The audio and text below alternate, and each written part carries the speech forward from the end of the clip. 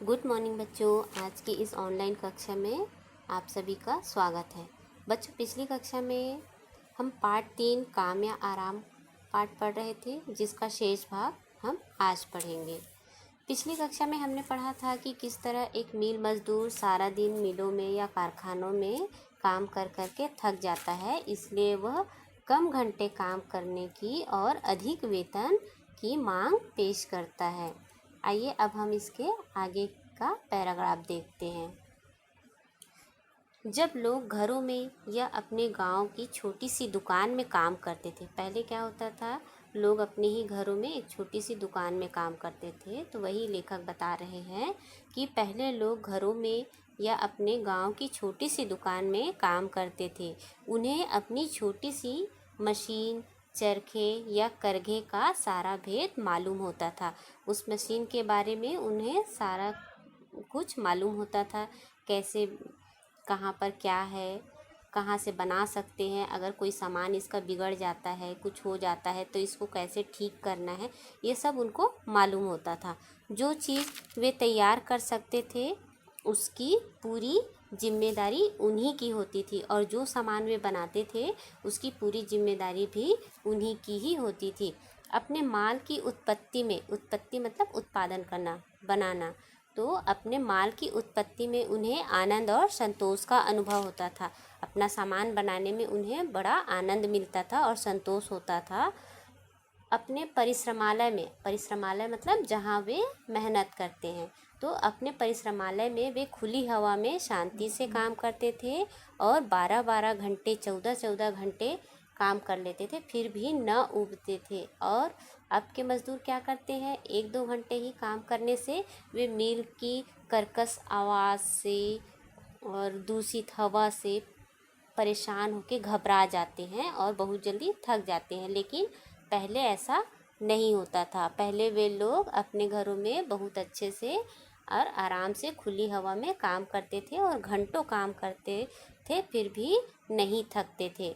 वे तंदुरुस्त थे, वे स्वस्थ रहते थे, आज़ाद थे, कलाकार थे। आज़ाद थे मतलब स्वतंत्र भी थे और कलाकार भी थे। उनका दिमाग ताज़ा तेज रहता था और इस तरह काम करते हुए उनका दिमाग जो है वो हमेशा ताज़ा और तेज रहता था। वे अपनी छोटी सी स्वच्छ कुटी में, अपनी छोटी सी स्वच्छ कुटी में, छोटे से घरों में, स्वच्छ घरों में आराम से अपनी ज़िंदगी बिताते और काम करते करते अपने सृजनहार, सृजनहार मतलब जो हम सबको बनाने वाला है, यानी कि ईश्वर, तो ईश्वर की भक्ति के भजन गुनगुनाते रहते थे।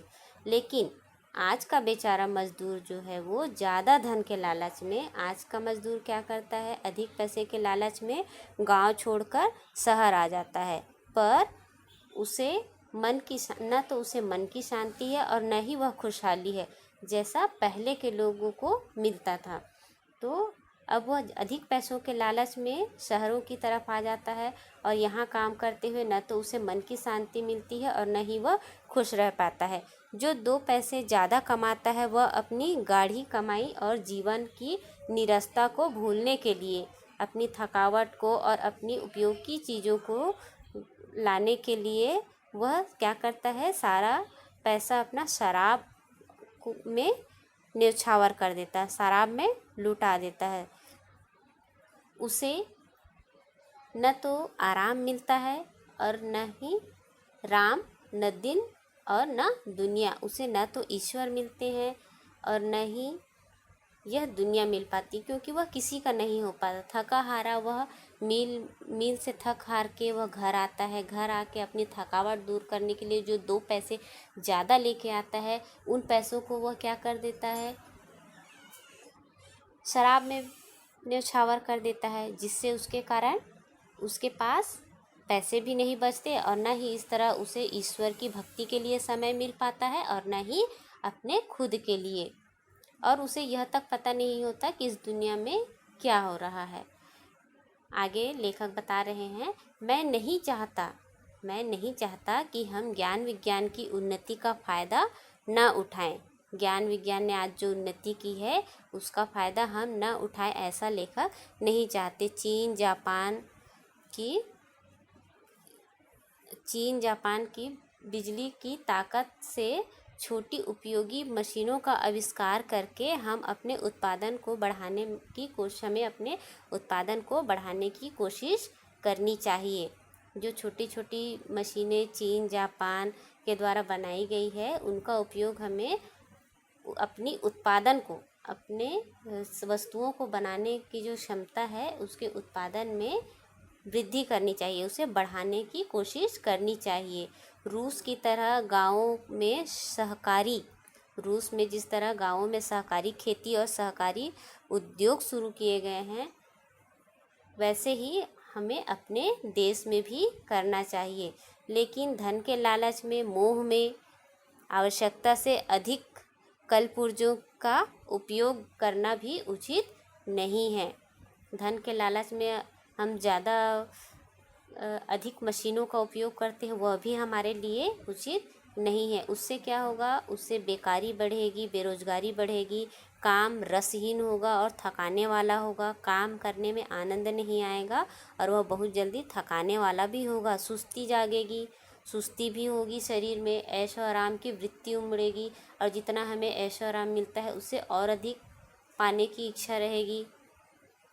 8 घंटे सोकर और 8 घंटे आजीविका के लिए मेहनत करते भी 8 घंटे बचे रहते हैं। तो इन 8 घंटों में हम जो चाहे कर सकते हैं।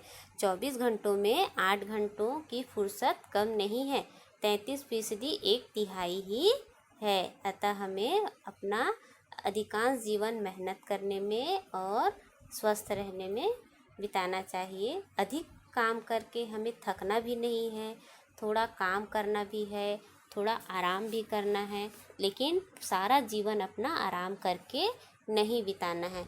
आज अमीरों को अवकाश ही अवकाश है। आज जो अमीर लोग हैं उनको अवकाश ही अवकाश है, मतलब छुट्टी ही छुट्टी है, और गरीबों को काम ही काम, और गरीब जो लोग हैं, गरीब मजदूर हैं, उनको काम ही काम होता है। इसलिए आवश्यकता इस बात की है, ज़रूरत इस बात की है कि समाज में वर्तमान आर्थिक रचना जड़ से बदली जानी चाहिए, मतलब शुरुआत से बदलनी चाहिए। तभी सबको श्रम और विश्राम उचित मात्रा में मिल सकेगा और दिन भर हजामत बनाने की नौबत भी नहीं आएगी। इससे क्या है, अगर सारे लोग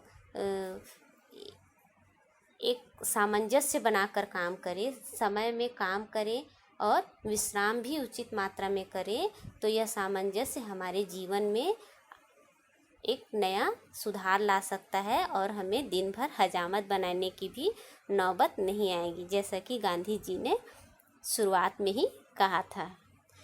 इसके लेखक श्री मन नारायण जी हैं। बच्चों, यहाँ ये लेख यहीं ख़त्म होता है।